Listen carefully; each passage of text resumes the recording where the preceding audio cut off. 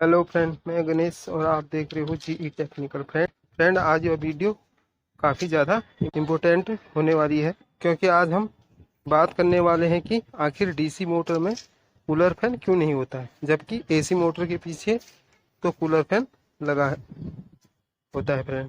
Friend DC motor में cooler fan क्यों नहीं लगा, इसको अच्छे से समझने के लिए एक बार हम मोटर में कूलिंग फैन का क्या काम होता है ये पता होना।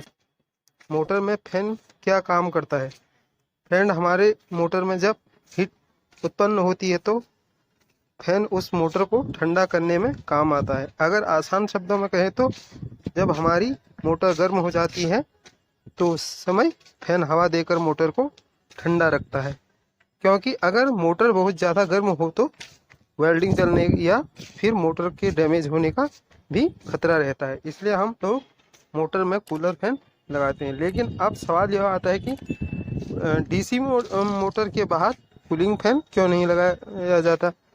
बात करते हैं, क्या डीसी मोटर के अंदर कूलिंग फैन लगा होता है। फ्रेंड, वीडियो के स्टार्टिंग में ही आपको बता दें कि जो हमारी एसी मोटर होती है उसके बाहर कूलिंग फैन लगा रहता है, जो कि एक कवर से ढका रहता है और मोटर को हीट होने से बचाता है।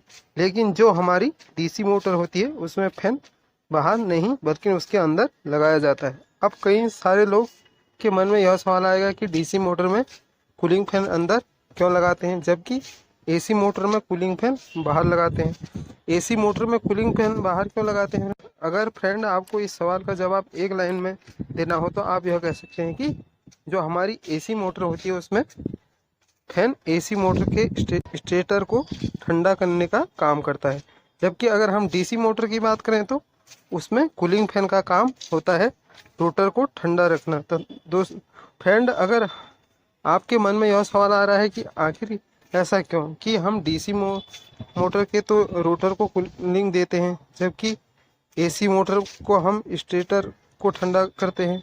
फ्रेंड, अगर आप इलेक्ट्रॉनिक बैकग्राउंड से हो तो आपको यह समझना काफ़ी ज़्यादा इम्पोर्टेंट है। जो हमारे एसी मोटर होती है उसमें हम लोग एसी सप्लाई देते हैं। हम मोटर के स्टेटर पर वेल्डिंग करते हैं और इस वेल्डिंग को हम लोग सप्लाई से जोड़ देते हैं। फ्रेंड, इस स्टेटर के साथ हमने जो सप्लाई जोड़ी है वह एसी सप्लाई होती है, और एसी की खास बात यह होती है कि इसमें मैग्नीट्यूड समय के साथ चेंज होता है। जैसे कि आप इमेज में देख रहे हो कि करंट कुछ समय ऊपर की तरफ जा रहा होता है और कुछ उसके बाद कुछ समय नीचे की तरफ जा रहा है।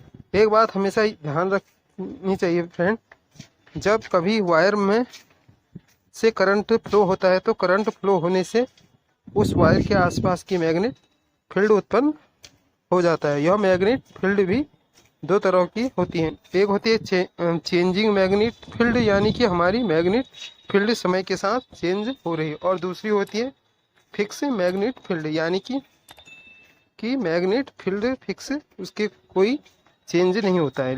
लेकिन फ्रेंड, आपका मुख्य सवाल था कि आखिर हम एसी मोटर के स्टेटर को ठंडा क्यों करते हैं। इसके समझने से पहले फ्रेंड आपको यह समझना ज़रूरी है कि एसी मोटर काम कैसे करता है। एसी मोटर कैसे काम करता है, तो एसी मोटर के स्टेटर में जो करंट फ्लो होता है वो एसी करंट होता है। एसी करंट समय के साथ चेंज होती है। इस चेंजिंग करंट के कारण वायर के आसपास जो हमारा मैग्नेट फील्ड उत्पन्न हुआ है वह भी समय के साथ चेंजिंग होता है फ्रेंड।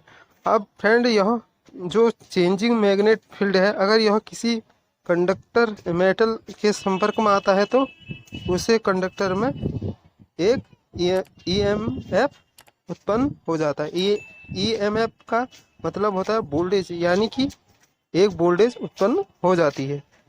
फ्रेंड, अगर आपको फैराडे के नियम के बारे में सुना होगा तो फैराडे के नियम हमें इस बात को बताते हैं कि जब कभी कोई चेंजिंग मैग्नेटिक फील्ड किसी के कंडक्टर के साथ लिंक करता है तो उस कंडक्टर में एक ईएमएफ उत्पन्न होगा, यानी कि वोल्टेज उत्पन्न होती है, और उस कंडक्टर में से कुछ मात्रा में करंट फ्लो होने लगेगी। यह जो करंट फ्लो होता है इसमें हम लोग एडी करंट बोलते हैं। अगर आपको अभी भी समझ में नहीं आया तो चलिए एक आसान से उदाहरण से समझ लेते हैं। मान लेते हैं कि हमारे पास एक कॉयल है जिसमें एसी करंट फ्लो हो रहा है। अब इस कॉयल के आसपास भी मैग्नेटिक फील्ड उत्पन्न हो जाएगा। यह मैग्नेटिक फील्ड समय के साथ चेंजिंग होगा और जब इसके आसपास के कोई कंडक्टर या फिर कोई दूसरी कॉयल लेकर जाते हैं तो यह मैग्नेट फील्ड इस कंडक्टर से लिंक कर जाएगा। कंडक्टर में एक ईएमएफ उत्पन्न हो जाएगा फ्रेंड। जैसे कि आप ऊपर इमेज में देख सकते हैं कि पहली कॉयल चेंजिंग फ्लक्स उत्पन्न होता है और यह फ्लक्स दूसरी कॉयल के साथ लिंक करता है, जिस वजह से दूसरी कॉयल में एक ईएमएफ उत्पन्न हो जाता है और एक करंट फ्लो होने लगती है फ्रेंड, जिसको हम एडी करंट कहते हैं। जब यह एडी करंट फ्रेंड हमारे कंडक्टर में से फ्लो होता है तो इस एडी करंट के कारण हमारे कंडक्टर में हीटिंग होने लगती है फ्रेंड। अब अगर हम एसी मोटर की बात करें तो स्टेटर के वेल्डिंग में एसी करंट फ्लो होती है। जब यह करंट स्टेटर के साथ लिंक करती है तो स्टेटर एक ईएमएफ उत्पन्न हो जाता है।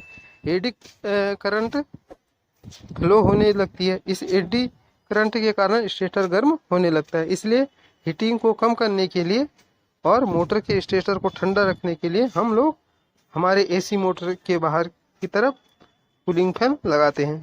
लेकिन फ्रेंड इतनी सारी बात करने के बाद भी अब सवाल आता है कि आखिर डीसी मोटर के बाहर वाली साइड में फैन ना लगाकर अंदर वाली साइड फैन क्यों लगाते हैं? डीसी मोटर में कूलिंग फैन अंदर क्यों लगाते हैं फ्रेंड?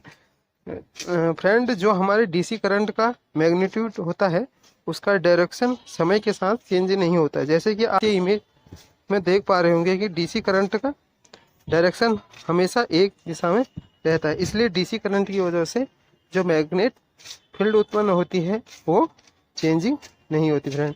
अगर हम हमारी डीसी मोटर की बात करें तो उसमें जब स्टेटर को डीसी करंट देते हैं उसकी वेल्डिंग में एक मैग्नेटिक फील्ड उत्पन्न होता है। यह मैग्नेटिक फील्ड समय के साथ चेंज नहीं होता। जब यह मैग्नेटिक फील्ड के साथ स्टेटर लिंक करता है तो स्टेटर में कोई ईएमएफ उत्पन्न नहीं होता और ना ही कोई एडी करंट फ्लो होता है, क्योंकि फैराडे के नियम क्या कहता है कि अगर चेंजिंग मैग्नेटिक फील्ड के कंडक्टर के साथ लिंक करता है तो ही इसमें ईएमएफ उत्पन्न होगा।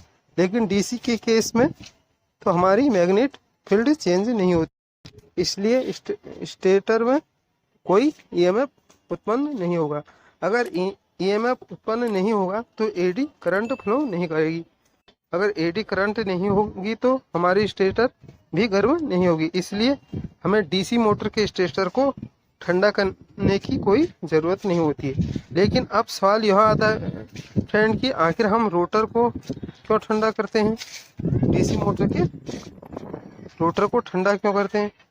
फ्रेंड डीसी मोटर के अंदर रोटर के साथ कंप्यूटेटर जुड़ा होता है। कंप्यूटेटर का काम होता है कि करंट की डायरेक्शन को चेंज करते रहते हैं। इसलिए दोस्तों हम लोग हमारे मोटर को डीसी सप्लाई दे रहे हो, लेकिन यह करंट रोटर में कंप्यूटेटर से होकर जाती है। जब यह करंट कंप्यूटेटर में से हो जाती है तो कंप्यूटेटर करंट को डायरेक्शन बार बार चेंज कर देता है। यानी आप यह कह सकते हैं कि कंप्यूटर से डीसी करंट को एसी करंट में बदल देता है। इसलिए इस एसी करंट की वजह से जो मैग्नेटिक फील्ड उत्पन्न होता है वह भी समय के साथ चेंजिंग होता है। जब इस चेंजिंग फील्ड के साथ कंडक्टर लिंक करता है तो इस ईएमएफ उत्पन्न हो जाता है और एडी करंट फ्लो होने लगता है। इसलिए हमारे रोटर में एडी करंट के कारण हीटिंग होने लगती है और हमें रोटर को ठंडा करने के लिए कूलिंग फैन की ज़रूरत पड़ती है। अगर फ्रेंड आपको यह बात एक लाइन में बतानी हो तो आप कह सकते हो कि जो हमारी एसी मोटर होती है उसकी स्टेटर की वेल्डिंग में एसी करंट फ्लो होता है और एसी करंट के कारण जो मैग्नेटिक फील्ड होता है वह समय के साथ चेंजिंग होता है फ्रेंड। जब यह मैग्नेटिक फील्ड मेटल के साथ लिंक होता है तो उसमें ईएमएफ उत्पन्न हो जाता है, जिसके कारण उसमें एडी करंट फ्लो होने लगता है, जिस कारण से कंडक्टर में हीटिंग होने लगती है। लेकिन यहाँ अगर हम लोग डीसी मोटर की बात करें तो उसकी स्टेटर वाइंडिंग में डीसी करंट फ्लो होता है। डीसी करंट के कारण जो मैग्नेटिक फील्ड उत्पन्न होता है वह मैग्नेटिक फील्ड समय के साथ चेंजिंग नहीं होता है। जब यह मैग्नेटिक फील्ड कंडक्टर के लिंक करता है तो कोई ईएमएफ उत्पन्न नहीं होगा।